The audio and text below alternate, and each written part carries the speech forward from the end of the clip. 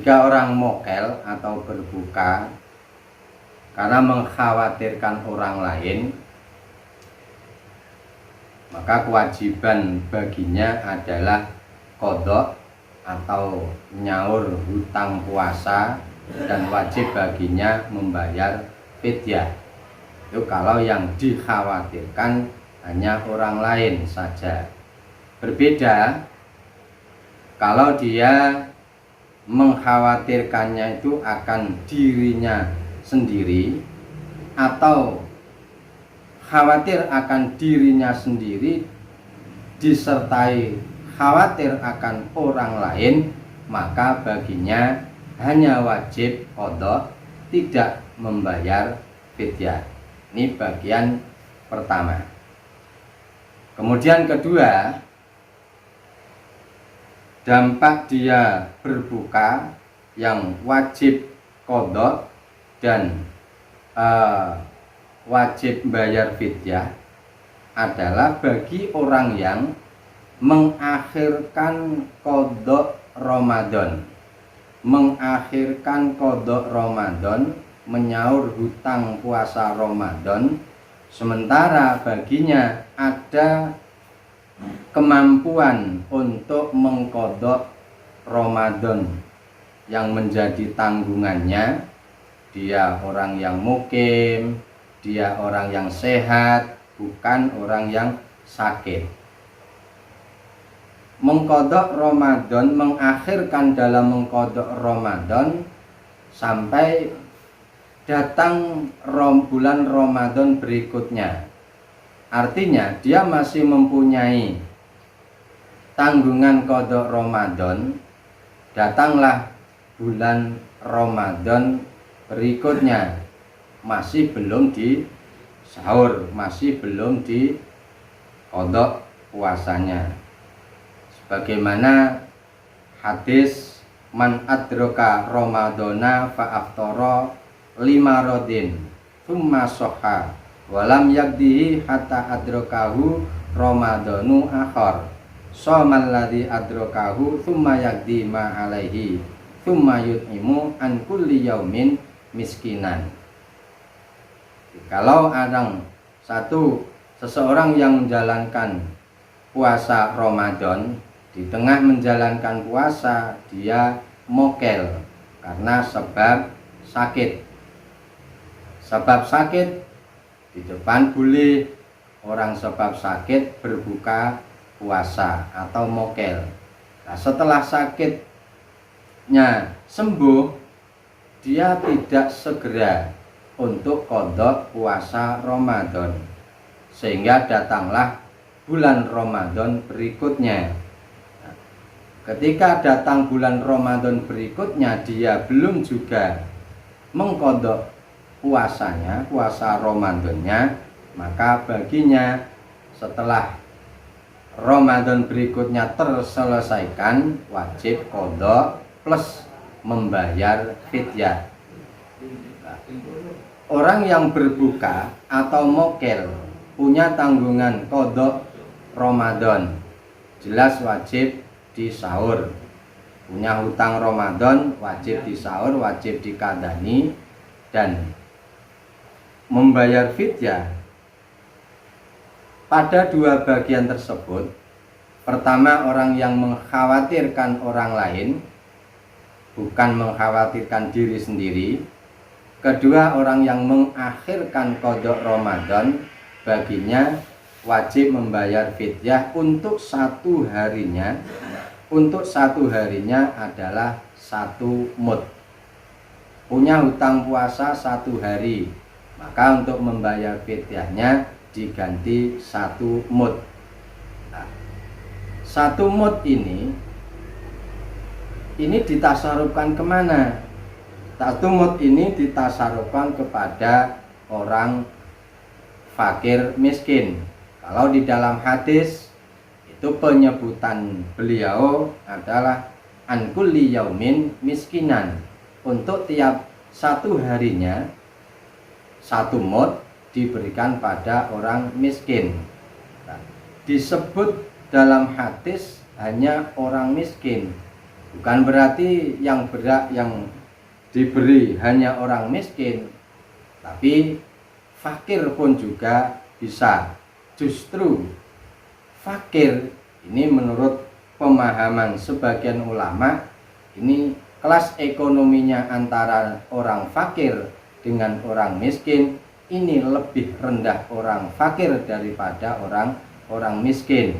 Maka oleh karenanya, walaupun dalam satu hadis ini yang disebut adalah miskin, maka mud ini bisa diberikan kepada orang fakir, yang orang fakir ini secara status ekonominya justru lebih lemah, lebih rendah dibanding orang miskin. Bagian yang kedua, dari dampak iftar yang dilakukan oleh orang yang sedang puasa. Ketika orang sedang berpuasa ini mokel atau berbuka, wajib baginya mengqadha puasa, tapi tidak wajib, tidak bayar fidyah. Nomor 3, nah, hal ini banyak sekali, hanya wajib qadha namun tidak membayar fidyah.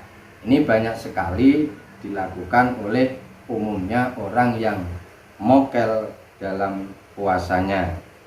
Misalnya orang yang lupa niat, orang yang malamnya lupa niat untuk puasa Ramadan, maka baginya karena lupa niat puasa Ramadan, jika melakukan puasa di siang harinya tidak tidak makan atau tidak minum, meninggalkan hal-hal yang membatalkan puasa, puasanya tidak sah kalau dia lupa tidak berniat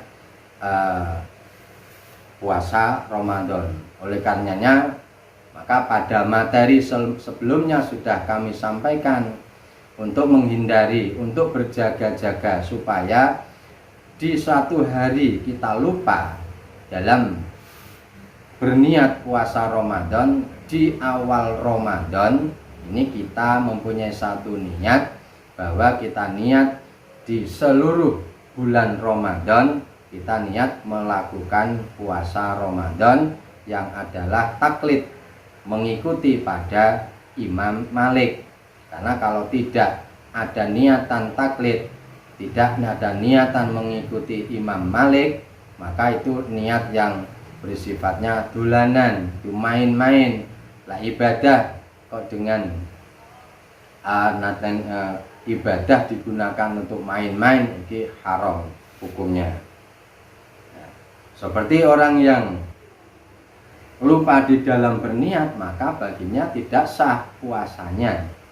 Ini karena tidak sah puasanya, maka dia punya hutang Ramadan yang kewajiban baginya cukup untuk qadha puasa saja, tidak membayar fidyah.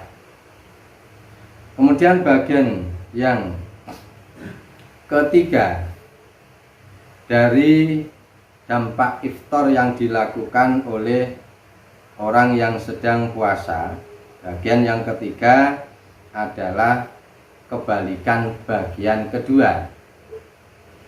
Bagian kedua tadi wajib qadha, tidak membayar fidyah. Untuk bagian yang ketiga, kebalikan dari kedua, berarti wajib membayar fidyah, tidak qadha puasa Ramadan. Siapa baginya yang hanya cukup membayar fidyah, tidak perlu qadha Ramadan? Bagian ketiga ini adalah orang yang mokel atau tidak berpuasa dilakukan oleh orang yang tua renta. Orang yang tua renta kondisinya sudah lemah, tidak mampu untuk menjalankan ibadah puasa Ramadan, baginya tidak qadha Ramadan. Karena untuk menjalankan puasa Ramadan di bulannya saja dia tidak mampu karena usianya. Nah, karena sudah tua renta, dia tidak perlu atau tidak wajib untuk mengqadha puasa Ramadan, hanya baginya wajib untuk membayar fidyah. Pembayaran fidyah sebagaimana di atas tadi, untuk setiap harinya dia wajib mengeluarkan 1 mud, yang kalau dikonversi 1 mudnya dikonversi ke kilo atau on, 1 mudnya adalah 6 di 6 on, atau digenapkan menjadi 7 on. Nah, 7 on tersebut mengeluarkan 1 mud digunakan untuk membayar fidyah sebagai ganti dari puasa Ramadan. Tiap harinya harus mengeluarkannya, harus tiap hari, tidak bisa diakhirkan. Jadi tiap hari kita keluarkan, dan 1 mud tersebut kita serahkan, kita berikan kepada fakir miskin. Bagian yang nomor 4 adalah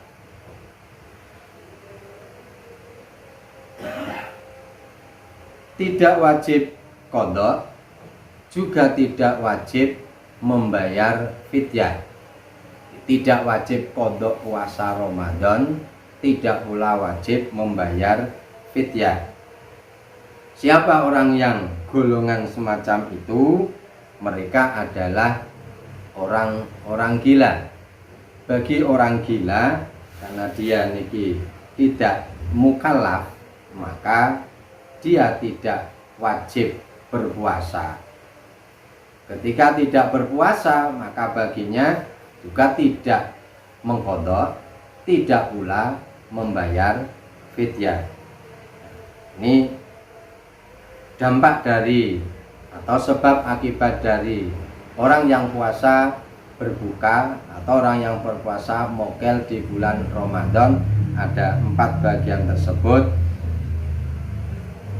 Demikian materi, mudah-mudahan bisa bermanfaat untuk para pemirsa sebagai pedoman kita menjalankan puasa di bulan Ramadan. Assalamualaikum warahmatullahi wabarakatuh.